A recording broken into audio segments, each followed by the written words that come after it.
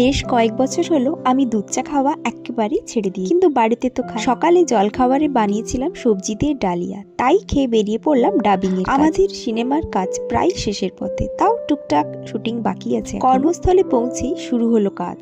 অনেকদিন পরে করলাম ডাবিং এর কাজ, কিন্তু অসুবিধে হলো না খুব। সাথে ছিল আমার ভাই, আমাদের সিনেমা ইকিরমিকির চামচিকিরের প্রতিভাবান পরিচালক অর্ক ওরফে জোজো। এত ঠান্ডা মাথার ছেলে, কি বলবো। সমস্ত সেটিং রয়েছে সৌম্যর, আর সাথে রয়েছে প্রীতি। সবাই ভীষণ পরিশ্রমী ছেলে, সারা রাত জেগে এখন সিনেমার কাজ শেষ করার গুরু দায়িত্ব নিয়েছে ওদের। প্রায় অবশেষে 5 ঘন্টা ডাবিং শেষ করে ফিরলাম বাড়ি ফিরে বেরোলাম মকর সংক্রান্তি গঙ্গাসাগর মেলায়।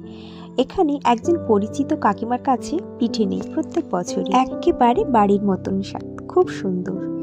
অনেক পিঠে কিনে ফিরলাম বাড়ি। তারপরে গেলাম বন্ধুর সাথে দেখা করতে। উনি এখন ফিনল্যান্ডের বাসিন্দা।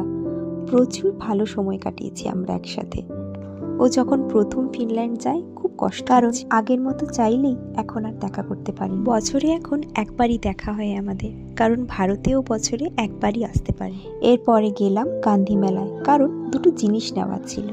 এক হলো কার্পেট, অন্যটি হলো হাত পাখা। বেশ কয়েক মাস হলো রং তুলির সাথে সম্পর্ক রাখিনি।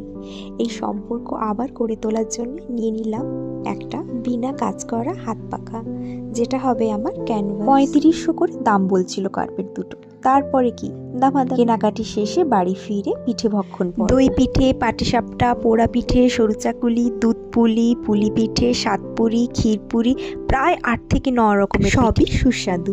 দেখা হচ্ছে পরবর্তী ভিডিওতে। ভালো থাকবেন, টাটা।